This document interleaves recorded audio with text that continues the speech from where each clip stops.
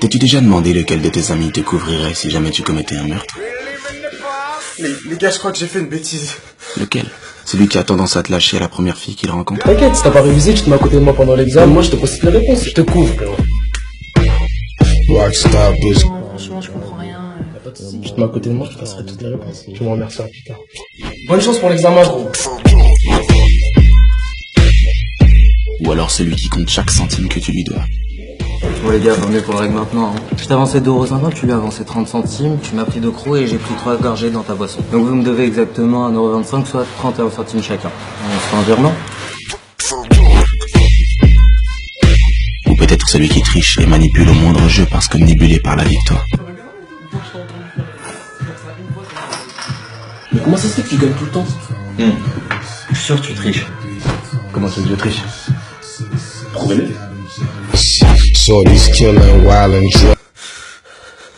Lequel? Et cette personne en question est portée disparue depuis maintenant 3 ans.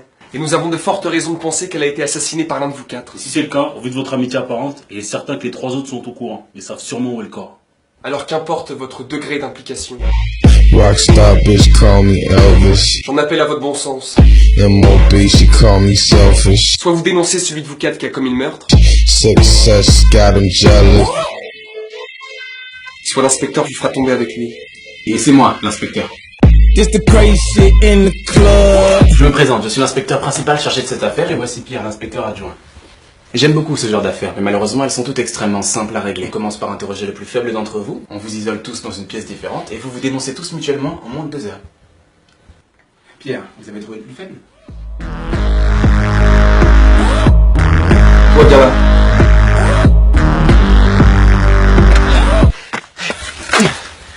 Quand on sera face aux inspecteurs, on sera forcément face aux inspecteurs là. Quand on y sera, même si ça prend 2 ou 3 ans, ils vont sûrement interroger avec insistance celui qui aura l'air d'être le plus vulnérable. Ce sera moi. Ouais, ce sera toi. Évidemment, ce sera toi. Ouais, mais il faut pas. Ce serait trop risqué alors. On va te faire passer toi pour le plus faible.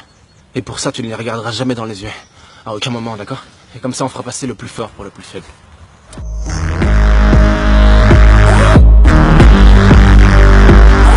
Attendez. Prenez plutôt celui-là. Send this bitch up, it can't go down. Send this bitch up, it can't go down. Send this bitch up, it can't go down. Send this bitch up, it can't go down. Vous connaissez sûrement le dilemme du prisonnier, vous? Non. Le dilemme du prisonnier? Non. Vous en êtes sûr? Le quoi? Le dilemme du prisonnier, c'est ce qu'ils vont nous faire. D'accord. Le principe est simple. Le principe est le suivant. Les joueurs sont tous isolés dans une pièce différente et je leur propose à chacun d'eux exactement le même accord. Si tu dénonces les autres et les autres ne te dénoncent pas, tu es libre. Et les autres écopent d'une peine maximale.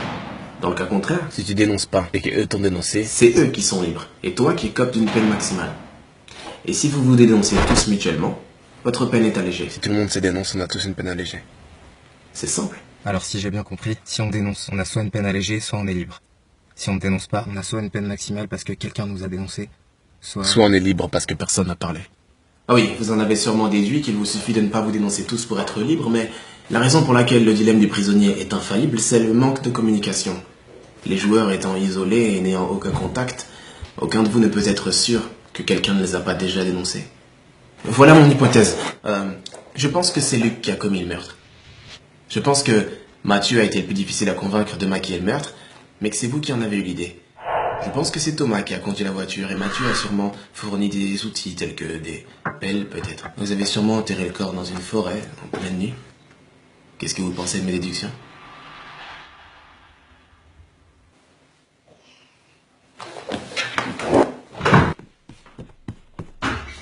C'est fini. Vos amis se sont dénoncés et donc vous ont dénoncé aussi. Vous voulez parler ou pas?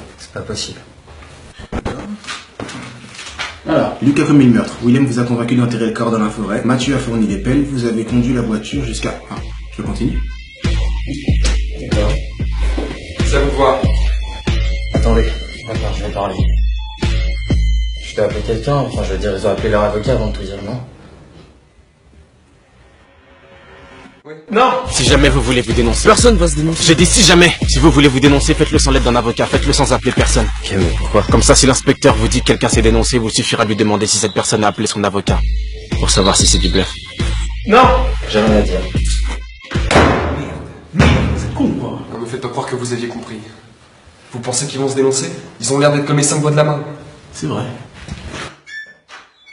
Vous êtes libre. Vous pouvez rentrer chez vous. Hein? Nous sommes maintenant sûrs que vous êtes innocent. Vous pouvez y aller. Et les autres? Les autres sont inculpés. Ils seront arrêtés. Nous pensons d'ailleurs qu'ils avaient été embarqués de force dans cette histoire. Mais c'est terminé maintenant. Vous pouvez y aller. Non. Ah, vous devez être en état de choc. Ah, messieurs, accompagnez-le, s'il vous plaît. C'est moi. C'est moi. C'est moi. J'ai tout fait tout seul. Ils ne m'ont pas aidé. Ils sont au courant de rien. Où est le corps? Dans le nord de la forêt Marage, au-dessus de la rivière. C'est là qu'on va l'enterrer. Forêt Marage au nord, au-dessus de la rivière. Vous avez entendu? Vous aviez plutôt bien joué, mais vous avez perdu. Échec. Vous aviez tout prévu, mais c'est très étonnant que vous n'ayez pas pensé que votre ami se dénoncerait lui-même par amitié. Très étonnant même.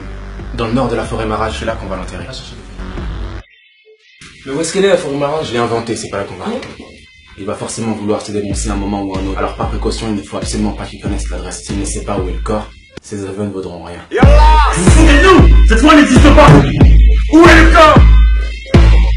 Rockstar bitch call me Elvis. Échec humain. Moby, she call me selfish. Success got him jealous. Vous connaissez sûrement le dilemme du prisonnier. Effectivement, le dilemme du prisonnier est infaillible. En absence totale de communication, ils finissent toujours par se dénoncer. C'est infaillible. À moins qu'on triche. Rockstar bitch call me Elvis. Aucun de vous ne peut être sûr que quelqu'un ne les a pas déjà dénoncés. Sauf si on a un système de communication, un signal qui nous assure que personne n'a parlé. Tattoos, how they break the news. It was real. Ça te dirait de rentrer dans la police? Last night my bitches came in twos, and they both suck like they came to lose. Dropped out first day of school, cause niggas got cocaine to move.